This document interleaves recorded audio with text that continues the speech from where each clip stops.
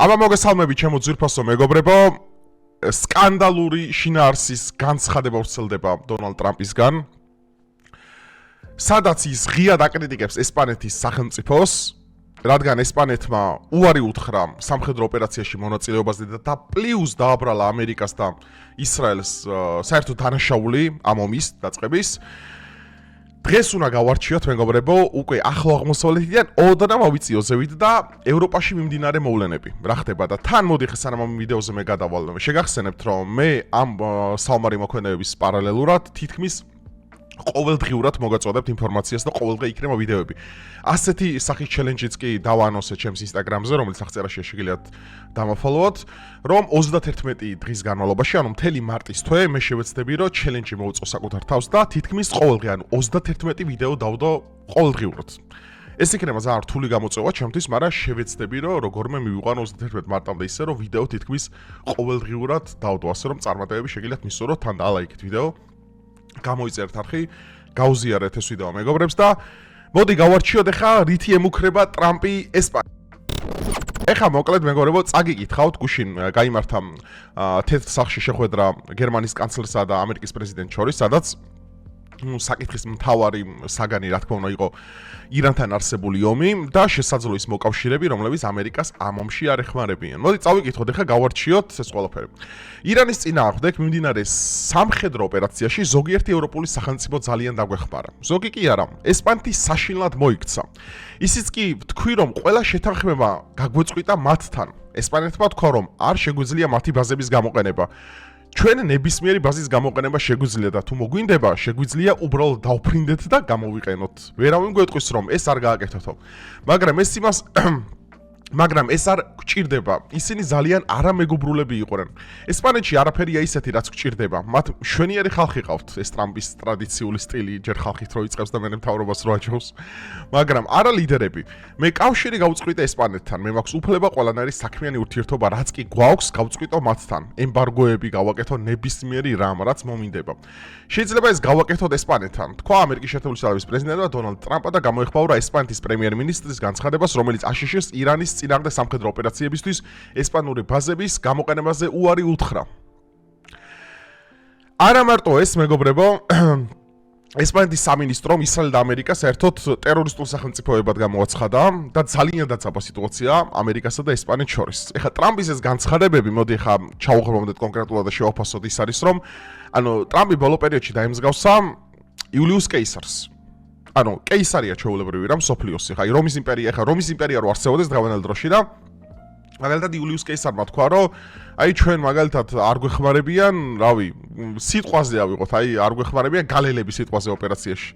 რო ჩვენ მანდ ემბარგოებს დავადებთ, რავი, გადაუკეტავთ ყველაფერს. მათ მშვენიერი ხალხი ყავთ, მაგრამ ლიდერები არ უარგათ. ტრამპი დაემსგავსა ამ ბოლო პერიოდში განსაკუთრებით რომის რავია, შეიძლება ნერონს, ან იულიუს კეისარს, ან რომელიმე ესე თქვათ, აბსოლუტურად ყველანაირი აღვირახსნილ ადამიანს, რომელსაც შეუძლია ყველაფერი თქვას.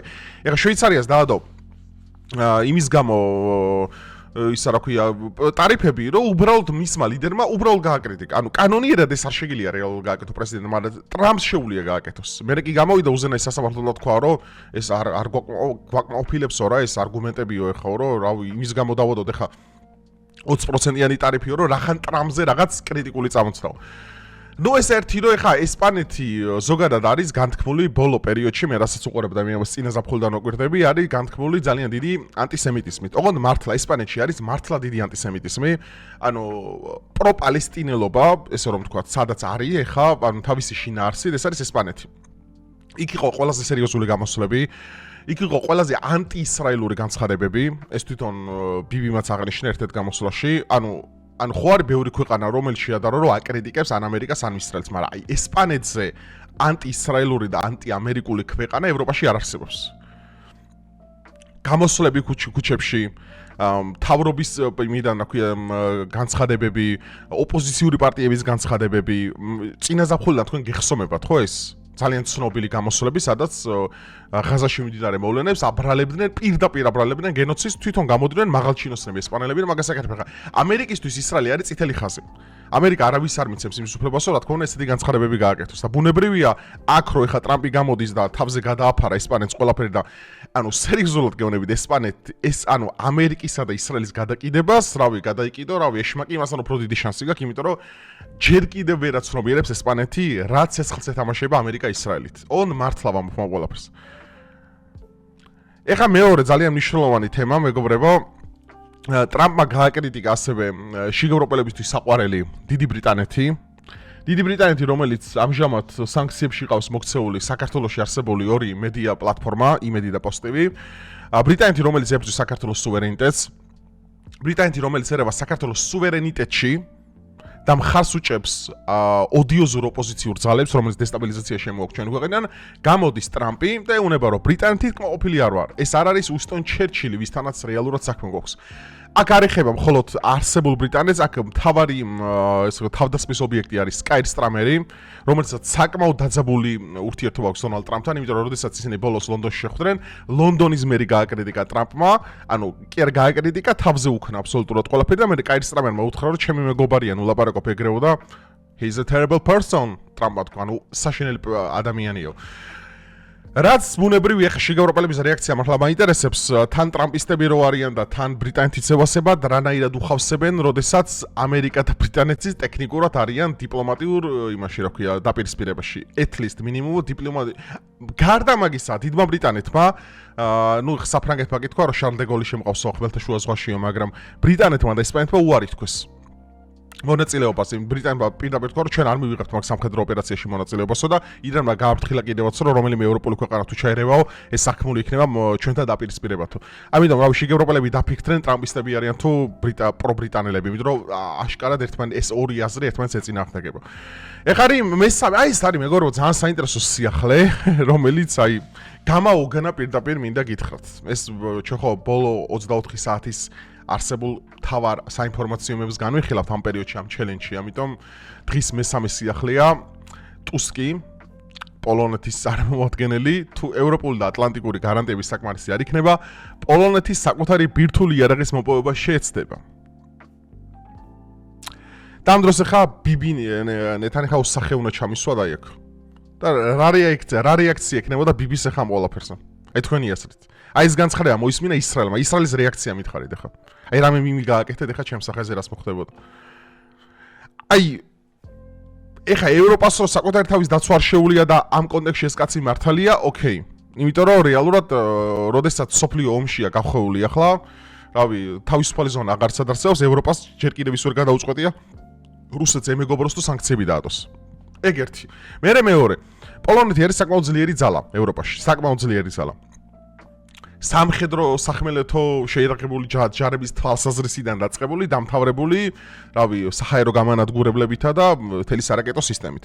ეხლა ტუსკი რაზეც ფიქრობს, რომ უყურებს ეხლა ამ ევროპელებს, რომ ტიპები სად ბანაობენ საერთოდ, ლოგიკურია ეს გადაწყვეტილება, რომ თუ არ შეუძლია ევროპამ საკუთარი ისეთი თავდასხმის სტრუქტურა შექმნას, როგორც არის მაგალითად ალტერნატივა ოღონდ ევროკავშირი რამე ეკონომიკური გაერთიანება კი არა, როგორც სამხედრო ალიანსი, იმიტომ რომ ტექნიკურად ნატო არ მუშაობს. ნატო მისიც თქვა, რომ ჩვენ არ ჩავერევით ირანის კონფლიქტში, მართლა მაინტერესებს ნატორისთვის არსებობს.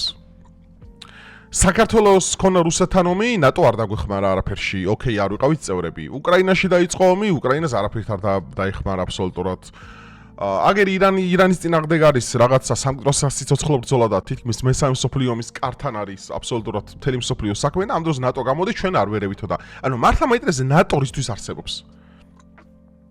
მართლა მაინტერესებს ნატორისთვის არსებობს, კითხვა სულ. და შეხა საფრანგეთმა შარლ დე გოლი შეიყვანა არა ნატოს ეგიდით, როგორც ნატო, არამედ როგორც საფრანგეთის სახელმწიფოს ეგიდით შეიყვანა ხმელთაშუა ზღვაში. ხო და ეს კაცი რასაც ამბობს, რომ თუ ევროპას არ შეუძლია საკუთარი დაუცვა, მაშინ ჩვენ თვითონ გავაკეთებთ ბირთვული იარაღს, მაგრამ პოლონეთმა რო ბირთვული იარაღზე მუშაობა დაიწყოს, მეტი დარდი არ აქვს ისრაელს. ეხა მეტი დარდი, ეხა პოლონეთს და კიდე იმას, რა ქვია, ამერიკას მეტი დარდი არ აქვს, ახალი ბირთვული იარაღით შეიარაღებული ქვეყანა გააჩინოს ევროპაში. მათ შორის კიდე იქვე რუსეთია. ამიტომ ეს სიტყვები ტუსკის რო ბირთვული მოპოვება ძალიან მძიმე შეიძლება პოლონეთს ამავდროულად დაუჭდეს და ესეც უნდა ვიფიქროთ ამ ყველაფერზე. ეხლა რა ხდება ბოლო 24 საათში ახლო აღმოსავლეთში, მეგობრებო, ირანელებმა კატარში ბალისტიკური რაკეტი დაბომბეს ახლო აღმოსავლეთში აშიშის უდიდესი ალეხმაინის ბაზა, სამხედრო ბაზა, ეს რამდენიმე ბალისტიკური რაკეტა ესროლეს, ამას მე უყურებდი, ეს მოხდა დაახლოებით დღეს დილით 4:30-დან 5-მდე დაახლოებით ეგრე მახსოვს, იმიტომ მე ჩამეძინა. ძირითადი სამიზნე, იმიტომ არის მეგობრებო, კატარში არსებული ეს ამერიკის ბაზარო არის ყველაზე დიდი მთელ ახლო აღმოსავლეთში. და იტყობინებია, რომ 6 ამერიკელი ემსხვერპლა ამ თავდასხმას. და მე რაც არ მომწონს უბრალოდ ეხა ნებისმიერი მედია წარგინაში ევროპელი იქნება თუ სამთავრობო ნებისმიერი, რომ ანუ ციფრები გვითხრან, რაც კი შეიძლება მაქსიმუმით, რომ ეს მთავარი ეხა გადაქცეულია ამერიკა ებრაულ იმის, რა ქვია, საინფორმაციო პროპაგანდა, ანუ ტიპები ვერ ჩამოყალიბდნენ. ბრიტანეთი გვასანქცირებს, პრობრიტანელები არიან, მე ამერიკა ბრიტანეთს აჯობს და მე თან ამოდროულად პროამერიკელები არიან, მე რა ქვია, მშვიდობაზე და დემოკრატიაზე მელაპარაკებიან და ამ დროს ახლა ღაზა რო იბომბებოდა, ხმამაშინ არ ამოუღიათ არაფერზე. აი, ვერ გავიგე, მთავარი სარედაქციო პოლიტიკას წარმართავს იმბეცილი, ანუ ჩვეულებრივი იმბეცილი წარმართავს, იმიტომ რომ ანუ აბსოლუტურად ისეთ რამეებს უჭერს ხარს, რაც საქართველოს ეწინააღმდეგება. ანუ უბრალოდ ვერ ვიგებ, ანუ თუ ამბობ რომ ისრაელმა ოკეი, გუშინ ისრაელმა ასევე მიიტანა ირანის უზენაესი აიათოლა ხომეინიშვილი გახდა, ახალი ისა რა ქვია რა, აიათოლა. ესე რომ ვთქვათ. და იტყობინებოდა ესეთ რამეს, რომ ისრაელმა მიიტანა საჰაერო ავიაიერიში, მაგ შენობაზე და არიან ლიკვიდირებული სულ. მერე გამოვიდა დაახლოებით 2 საათში ეს აიათოლას შვილი და თქვა რომ ცოცხალი ვარ, კარგად ვარო და ანუ ვერ გავიგე უბრალოდ ეს საინფორმაციო ომი როა მესმის, მაგრამ ყველაფერი რაც კი ხდება, ყველაფერი პოსტო ეგ-ეგრე არ არის ნამდვილად. მესამე ხა ეს არის რომელია? მეხუთე მთავარი სიახლე. CIA ქურთულ შეიარაღებულ ძალებთან მოლაპარაკებებს აწარმოებს ირანში სახალხო აჯანყების ხარდასაჭერად. ესაა ძალიან საინტერესო სიახლე. მე ამას სხვათა შორის გუშინ ვამბობდი, რომ ამერიკას და ისრაელს დაჭირდება შიგნიდან მხარდაჭერა, იმიტომ რომ პრეზიდენტმა დონალდ ტრამპმა გუშინ თეთრსახში თქვა ისეთი რამე, რომ რეზა ფეხლავი კი კარგიაო, ბჭყალებში რა თქმა უნდა, თორე დარწმუნებული ვარ, არის ზარევასება, რომ ჩვენ ვერ ავდგებით და ვერ ჩავიყვან და რეზას ვერ დავაყენებთ მან მართლათო, იმიტომ რომ იც თვითონ ტრამპაც იცის რომ სახალხო მხარდაჭერა მას არ ექნება. გააგორებენ რეზას და ჩასწრებიდან რამოდენიმე საათში. და თქვა რომ ისეთი ლიდერი მჭირდებაო, რომელიც იქნება ჩემი ცუცი კი ძაღლიო რა, ანუ თვითონ უნდა ირანში მოძებნოთ. ირანში კიდე ვერ პაულობენ ეგეც, გაიგეთ? იძულებული იმიტომ არიან ლიკვიდაცია მოუწო ყველას. ეხლა უყურეთ, რახან სახალხო დემონსტრაციებითა და ამ აიათოლას სიკვდილით ამერიკამ ვერ მიაღწია საწადელს, ახლა გადავიდა უკვე ცენტრალური სადაზვერო სამსახური იმაზე, რომ ქურთულ შეიარაღებულ ძალებთან მოლაპარაკებები აწარმოოს, რომ იქნება შიგნიდან რაღაც აჯანყების ფორმა დაიწყოს. რაც ჩემი აზრით მორიგი კრახი დასრულებული მცდელობა იქნება, იმიტომ რომ ბოლოს შეიძლება ამერიკა უკვე იძულებული გახდეს, რომ მართლა სამხედრო სახმელთო ოპერაცია დაიწყოს. იმიტომ რომ რეალურად ეხა ისე იგოიმებს ტრამპი თავს, რომ ამბობს, რომ რავი, აი ირანელი ხალხი უნდა გათავისუფლდეს. ანუ ირანელი ხალხს თუ არ უნდა განთავისუფლა, მე რა ხდება? იქნება აი ვინ შეაფასა, ვის უნდა აიათოლა და ვის უნდა შახი. აი ვინ რომელი სტატისტიკით მეუბნებია, რომ ხალხს არ უნდა აიათოლა ხემეინი. აი რომელი სტატისტიკით მეუბნებია, მართლა მოიდი. იქნება უნდა ეგეთი ცხოვრება. იქნება უნდათ რომ მონები იყვნენ უბრალოდ საკუთარ ქვეყანაში. ან თუ ეგრე გძნობენ თავს ამ რევოლუციურ ან როდესაც რევოლუციის თელობა დაიწყო, მაშინ მთელი ირანი რატო არ გამოვიდა გარეთ. ან რაღაც აბსურდებს გვტენიან რა დასავლეთიდან, გვისაღებენ რომ ეს არის რეალობა და არ არის რეალობა რა. ტრამპს ეგონა რომ აიათოლას გააგორებდნენ და მოყვებოდა სწრაფი დანებება, ეს სწრაფი დანებება ვერ მიიღო. ახლა გადასული ალტერნატივებზე რომ მაგალითად როგორ დაიბრუნოს აგერ, აი CIA-ს როგორ აწარმოოს რა ქურთებთან შეთანხმება რომ იქნება რამენად აჯანყება შეგინან დაიწყოს, მაგრამ ეს იქნება კრახი დასრულებული, აი მაშინ დარწმუნებული ვარ მე 100%-ით.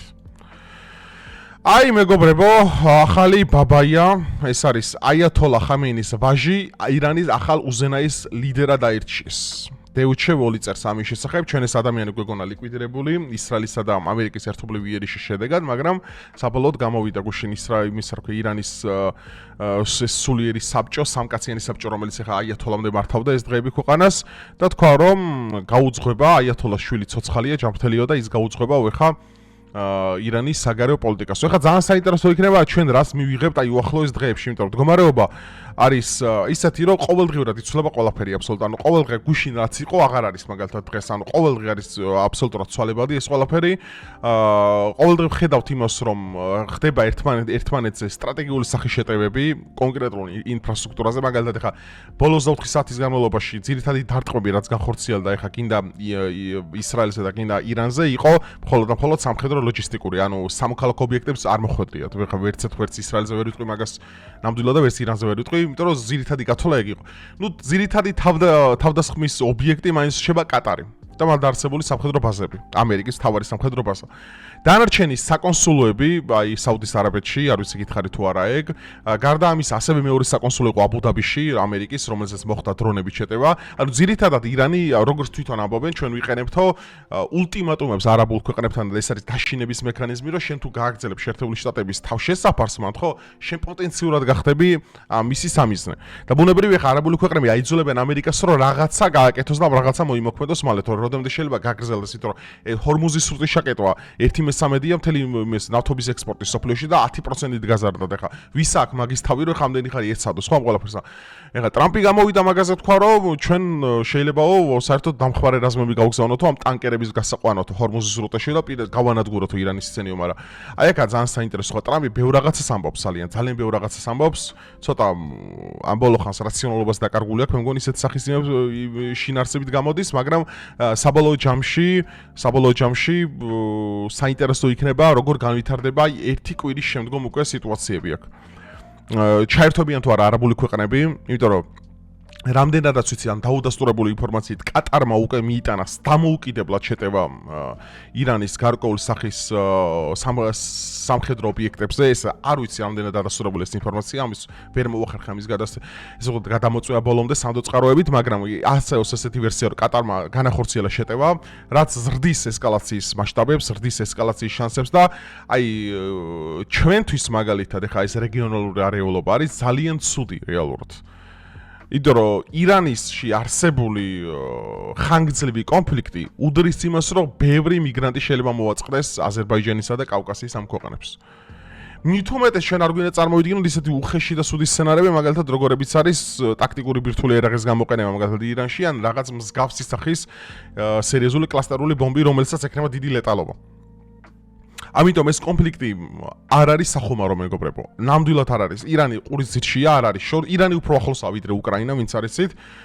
და აქედან გამომდინარე, მისი ამ კონფლიქტის ნებისმიერი არეკლა, ანუ ნებისმიერი სახის ისა რა ქვია, უარყოფითი ან დადებითი ნებისმიერი სახის თვისება ჩვენზეა ისახება ბუნებრივია, როგორც ეკონომიკაზე, როგორც პოლიტიკაზე და როგორც რეგიონალურ სტაბილურობაზე. აქედან გამომდინარე, ეს ომი რამენაირად უნდა მოხდეს, რომ მალე დაჯდეს მოლაპარაკების მაგიდას და რაც პირადად მე მეეჭება, იმიტომ რომ როგორც გითხარით გუშინ, მოლაპარაკები, როდესაც ცადა შეერთებულ შტატებმა ირანის წარმოადგენლის საგარეო საქმეთა მინისტრი წამოხვდა და ყვირილი დაუწყო უინტკოვსა და ჯარედ კუშნერს. ნახოთ მეგობრებო, ეს არის დღის ჩვენი დღევანდელი მთავარი სიახლეები, რაც მოხდა ესპანეთიდან დაწყებული პოლონეთამდე. გითხარით რაც იყო სიახლე, დაწერეთ თქვენი აზრი ამასთან დაკავშირებით, რას ფიქრობთ და მე შევეცდები, რომ ჩემი ჩელენჯი ბოლომდე მივიყვანო და 31 დღეში, ანუ მარტში 31 ვიდეო ვყავ, თითქმის ყოველდღიურად დავდო ვიდეოები. ნახოთ თუ გამოვიდა თუ არა და anyway, მე ვცდი ყველაფერს მაქსიმალურად. და ლაიქეთ ვიდეო და დროებით.